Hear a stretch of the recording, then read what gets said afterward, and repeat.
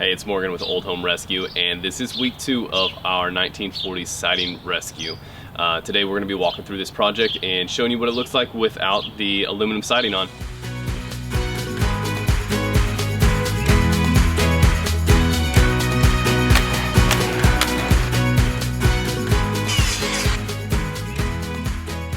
And what do you got there in your hand? So right now I'm just going to go through and mark any of the siding that needs to come off. We're getting a custom run of Accoya siding to match any repairs that need to be made. This is a little bit more unique.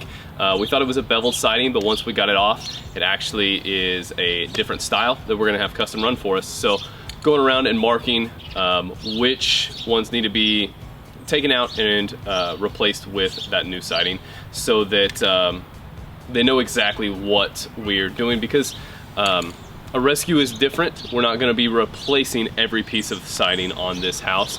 We're going to only be replacing the pieces that need to be replaced. All right, well let's go find the pieces we got to replace. All right. On top of just the siding that needs repaired, I'm marking some of the trim that needs to be done. My phone's ringing. ABC Supply telling us whether or not they can get a smooth, hardy. Yeah, so this is another one that we're going to be replacing the casing on, because of the fact that right here you can see it's finger jointed wood, and so we're going to replace the rotted casing here as well as a brick mold. Same thing on that side.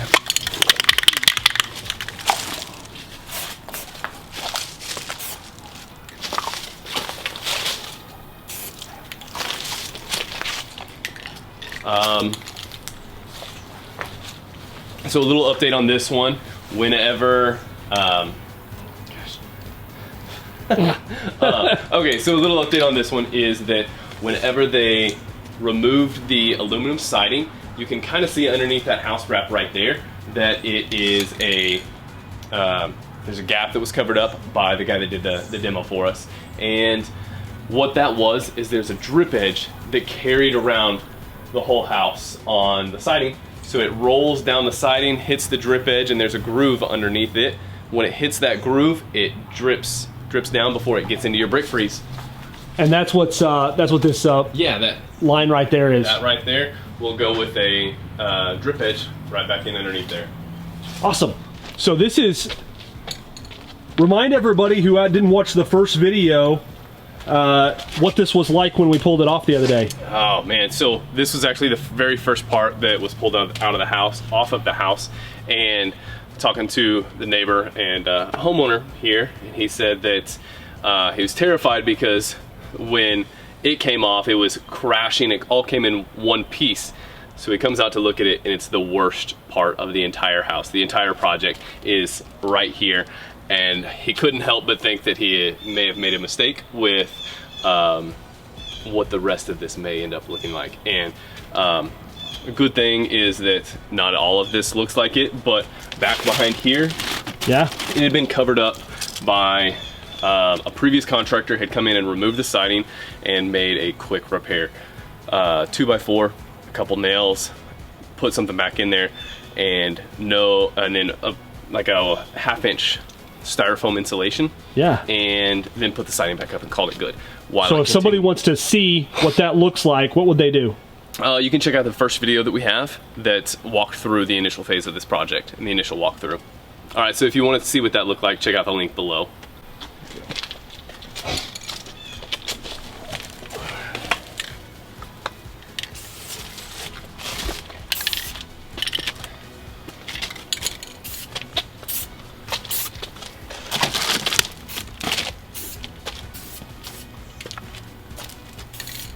So why are we replacing all that?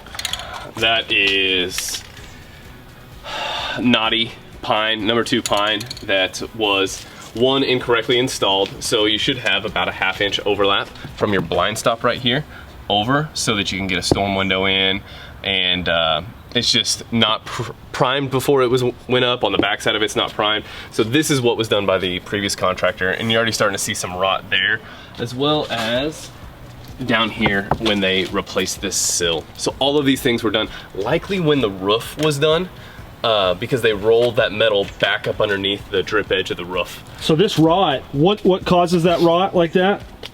it was being held in by the aluminum siding, and it wouldn't, one, because it wasn't primed. It probably would have held up better if it was primed, but because it was, one, not primed, and two, held in by the aluminum, the rolled aluminum that was on the windows, those two things together are a recipe for disaster for wood trim.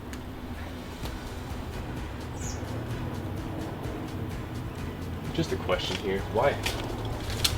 I want to fix this, but I also know I can't. Yeah. They ran the siding up underneath here. So sometimes that's okay. But it switches on the house. It's like the dude that was up doing the dormer back there did it one way, and then back here they set the windows differently. How's it on the front? On this front one, it's set on top. Of course, who knows? Brick. It's brick. Yeah. So that's a completely acceptable way. So when you do tongue and groove, that's the way you do it. And when you do lap, you do it the other way. So like that's the way that the book shows. It shows it setting on top when it's tongue and groove. Huh. And this being kind of an in between of those two things. Also, you should point that out. This being in between of those two things, you know, it looks like they kind of made decisions. So on this side of the house, you can see a better view of what it looks like underneath. On this side, if you check out that other video, it's just lined with aluminum siding that ran from the new addition all the way over this original wood siding.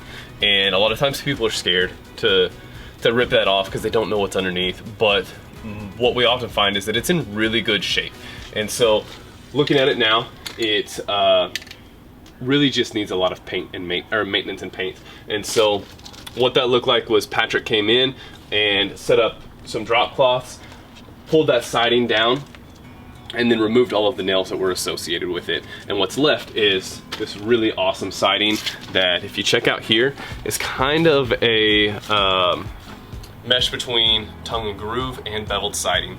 So beveled siding wouldn't have had this notch cut out in it where it lapped over each other. It would have just actually lapped on top of each other and not into that groove. But because of our relationship with a vendor that we get our Accoya from, they can actually custom run this for us, and that's what we're gonna do on this side as well. All right, so on this back addition, it was put together with a fiberboard sheething underneath, which, as you can see on the bottom, is starting to rot in any of the areas that have water. Also, with today's technology, that we're gonna see if it's in the budget to go back with zip board with appropriately taping all of the seams and the penetrations into the house to cut down on the air infiltration, as well as so what are we thinking about as far as the windows? So on the windows, we are going to be proposing some architectural aluminum clad windows and see if it's in the budget to improve not only the energy efficiency but the look of this addition to the home, because we are going to be doing so much work to the back of it, changing its appearance to the way it could look and matching with the front of the house. We want to do something that looks nicer while possibly getting rid of the finger jointed rotting windows. Yeah. So as you can see, we also have this dormer that's an original piece on the back side of the house. The siding stripped off of it and covered up to protect from water until we get ready for that. So if you want to see what we did in the first video, you can check out the link right here, and then support our mission by subscribing to the button right here.